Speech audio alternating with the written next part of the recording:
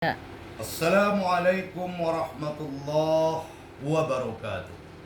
Alhamdulillah alladzi anzala al-Qur'an hudan lin-nasi wa bayyinatin minal huda wal furqan. Allahumma shalli ala Muhammad wa ala ali Muhammad, amma ba'du. Qala Allah Ta'ala fil Qur'anil Karim, a'udzu billahi minasy syaithanir rajim. Ya ayyuhalladzina amanu taqullaha haqqa tuqatih wa la tamutunna illa wa antum muslimun. Wahai orang-orang yang beriman, bertakwalah kepada Allah dengan sebenar-benarnya bertakwa, dan janganlah kalian mati melainkan dalam keadaan beragama Islam. Sahabat-sahabatku yang kucintai karena Allah, saudara-saudaraku seiman, keluarga besarku yang berbahagia, alhamdulillah pada malam hari ini kembali kita melaksanakan santapan rohani Ramadan.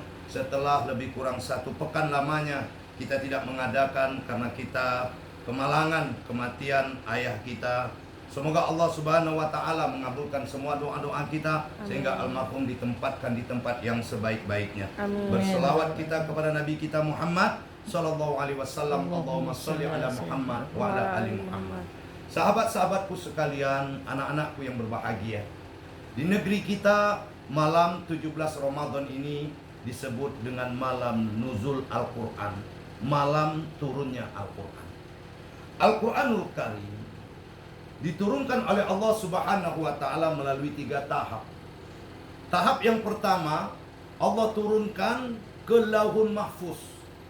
Ini tidak ada yang tahu kapan, bagaimana bentuk Allah menurunkan. Tahap yang kedua, Allah turunkan dari Lauhul Mahfuz ke Baitul Izzah, ke langit dunia. Ini turunnya Al-Quran sekaligus, mulai dari suratul Fatihah sampai surat An-Nas, turun ke Baitul Izzah. Peristiwa inilah yang disebut dengan malam Lailatul Qadar. Inna anzalna fi Lailatul Qadar. Sesungguhnya kami telah menurunkan Al-Quran pada malam Lailatul Qadar.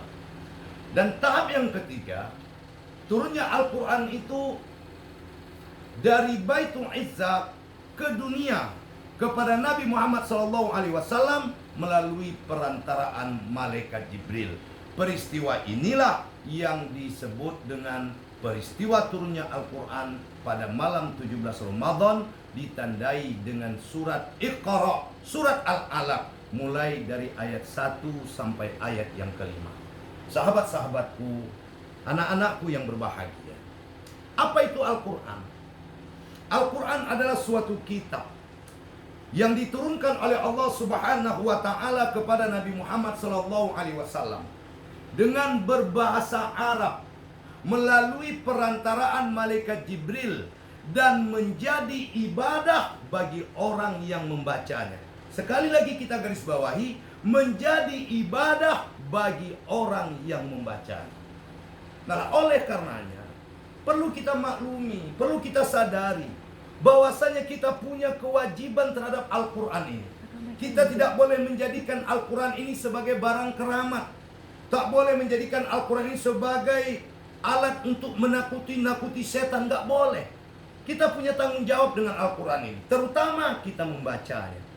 Rasulullah SAW dalam hadis riwayat Imam Bukhari Muslim, hadis ini berasal dari Abu Musa radhiyallahu anhu, mengatakan, perumpamaan orang-orang mukmin yang membaca Al-Quran itu tak obahnya seperti buah jeruk yang manis. Bagaimana buah jeruk? Harum baunya, manis rasanya. Itulah orang mukmin yang membaca Al-Quran. Orang mukmin, dia tidak membaca Al-Quran. Perumpamaan mereka ini, kata Nabi, seperti buah kurma. Tidak ada baunya, tapi lezat rasanya. Nah, orang-orang munafik yang membaca Al-Quran itu persis seperti bunga. Harum baunya, tapi pahit rasanya. Sedangkan orang-orang munafik yang tidak membaca Al-Quran itu seperti buah pari. Tahu pari?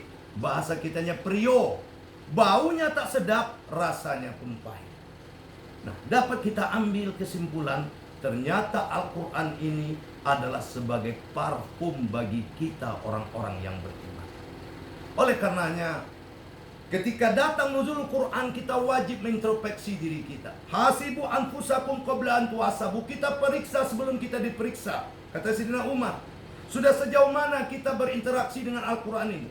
Sudah sejauh mana kita membacanya, kita memahaminya, bahkan kita mengamalkannya. Jangan pernah kita tidak membaca Al-Quran. Dan jangan pernah takut salah dengan Al-Quran. Karena dalam hadis lain Nabi katakan, orang yang membaca Al-Quran terbata-bata, dia baca Quran, ya a'udzubillahi minasyaitonirrajim, lancar. Bismillahirrahmanirrahim, lancar. Alif lam mim, lancar. Ayat kedua itu mulai tersendat. Persis seperti Honda yang karburatornya rusak, macet.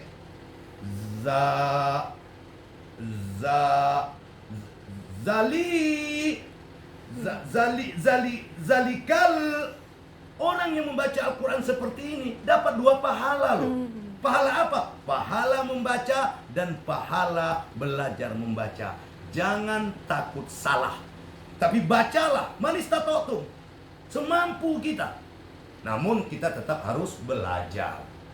Nah, sementara ada orang membaca Al-Quran lancar, indah. Bismillahirrahmanirrahim.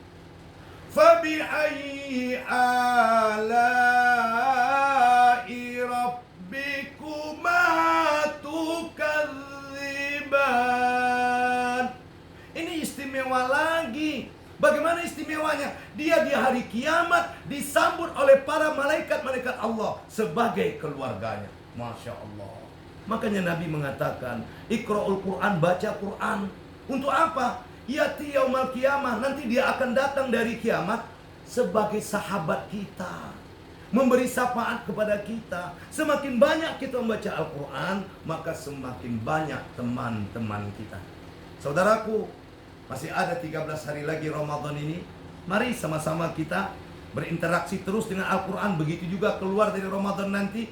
Sebagaimana kata Nabi, Nawwiru buyutakum bi qiraatil Quran. Sinarilah rumahmu dengan bacaan-bacaan Al-Quran. Manzilu, rumahmu itu juga hiasilah dengan apa? Dengan bacaan-bacaan Al-Quran. Mari anak-anakku, sama-sama kita berdoa di malam nuzul Quran ini. Mari. Allahumma arhamna bil Qur'an waj'alhu lana imaman wa nuran wa hudan wa rahmah.